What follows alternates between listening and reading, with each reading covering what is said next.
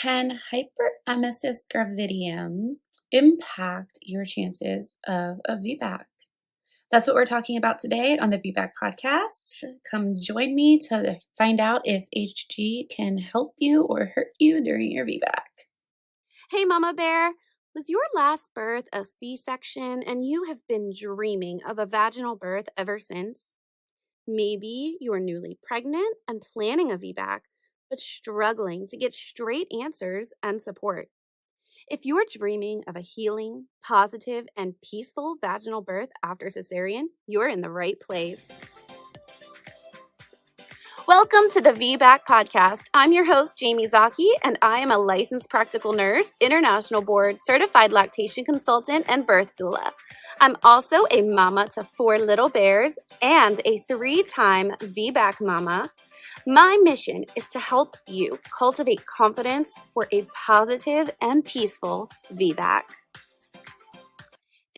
This is a disclaimer that any of the information, experiences, opinions, and stories told on this podcast are with the intention of inspiring, educating, and informing parents. This information is not intended to treat or diagnose any medical conditions. If you have questions, you must consult your provider. Jaimie Zaki does not accept liability for any decisions that you make after listening to this podcast.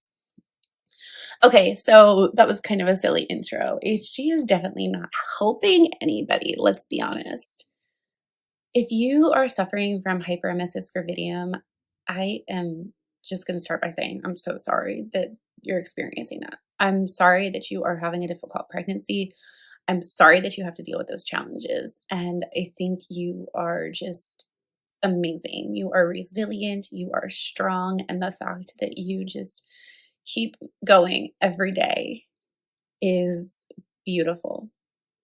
I'm really proud of you. And I'm proud of you for still considering VBAC, even though you are exhausted and frustrated and worn down. Because planning a VBAC can sometimes make you feel exhausted and frustrated and worn down too. However, it doesn't have to, right? And that's why I'm doing this, because I want to make sure that planning your VBAC is not making you feel frustrated and overwhelmed and worn down. But something we can't control, we don't get to choose, is HG. And if you are experiencing that, I'm sorry. However, having HG should not impact your ability to have a VBAC. So the trouble with HG is that, there's 2 ways that I see HG being able to impact your VBAC. Before we continue with this episode of the VBAC podcast, I wanted to take a quick moment to remind you of all of the VBAC resources available to you at littlebearlactation.com/links. If you click the link in the show notes, it'll take you to my resource page where you can access the free Combating Fear During VBAC course. You can also learn more about the VBAC with Confidence Complete Birth Prep program, and you can learn more about contributing to the VBAC podcast to help support the podcast and keep this information available, free, and coming for all moms planning a VBAC. If you are ready to stop being controlled by fear and start feeling empowered as you prepare for your VBAC, check out the link in the show notes now. And that is 1, that you are just so sick of being sick that you ask for an induction at 38, 39 weeks. You're done being pregnant. You don't want to keep going. You're in the safe-ish zone, so you take it. And then can induction impact your VBAC?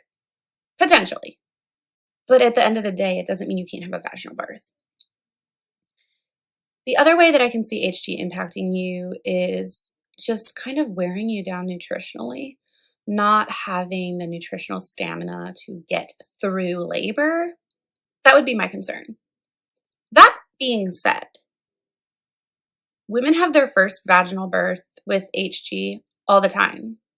Having hyperemesis in a first-time pregnancy or someone who's never had a C-section before is not considered an indication for cesarean. So having HG with a scar on your cesarean or a cesarean scar on your uterus does not mean that you suddenly need to have a C-section for HG. Does that make sense? I completely understand where these questions come from, why women ask these questions, because all of these things make our pregnancies more difficult. So we think by default they'll make our birth more difficult. But instead of thinking, oh, I've already got a C-section scar, therefore I'm at a much higher risk, which isn't exactly true. You're at a higher risk of certain things, but you're not at a much higher risk overall. I'm at a higher risk. Now I've got this other complex factor at play. Now I'm at an even higher risk. And it's like, yes and no.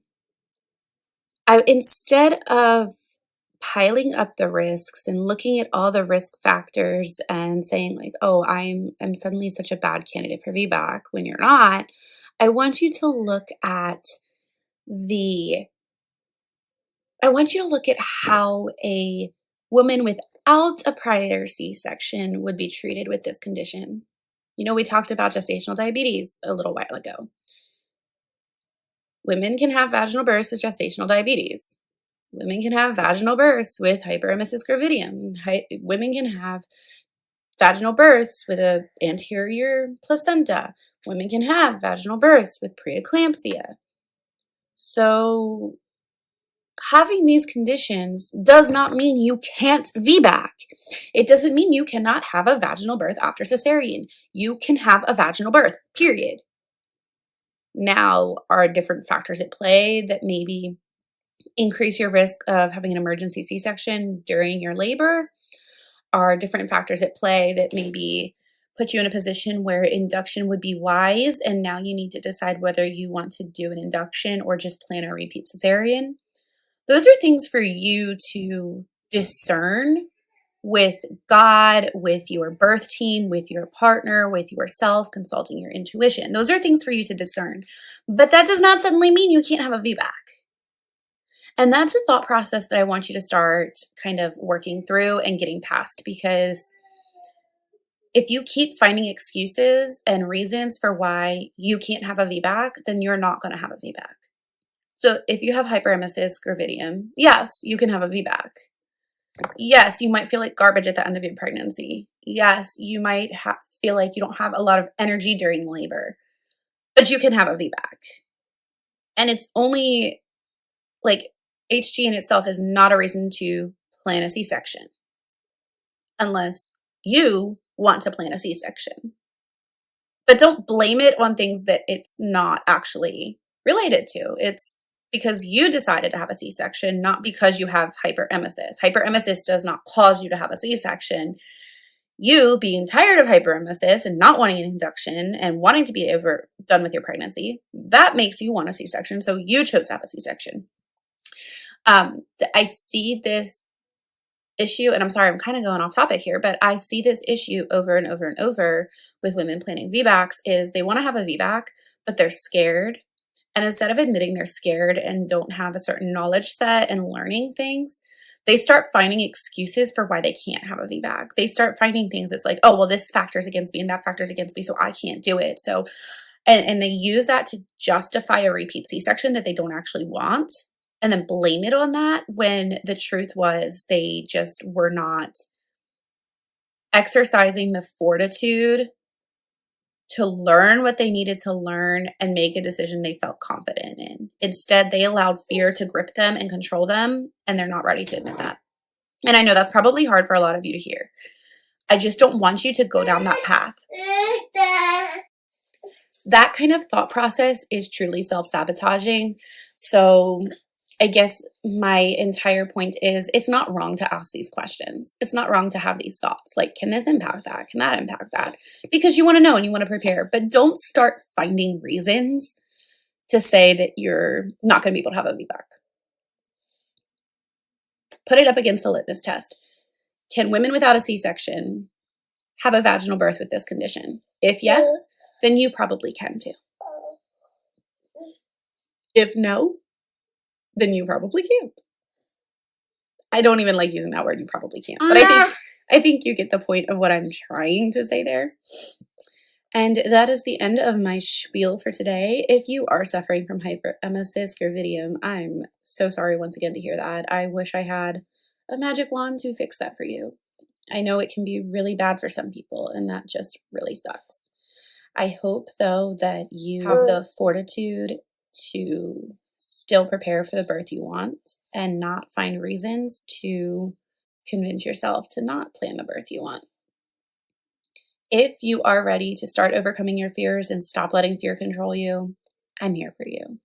Combating Fear During VBAC is a free class that is available to you right now, where you can just spend 30 minutes getting a little pep talk about how to overcome fear during labor. And then we can chat one-to-one about how I can help you overcome your fears, how I can help you strengthen your self-advocacy skills, and how you can start to build confidence for a better birth after cesarean.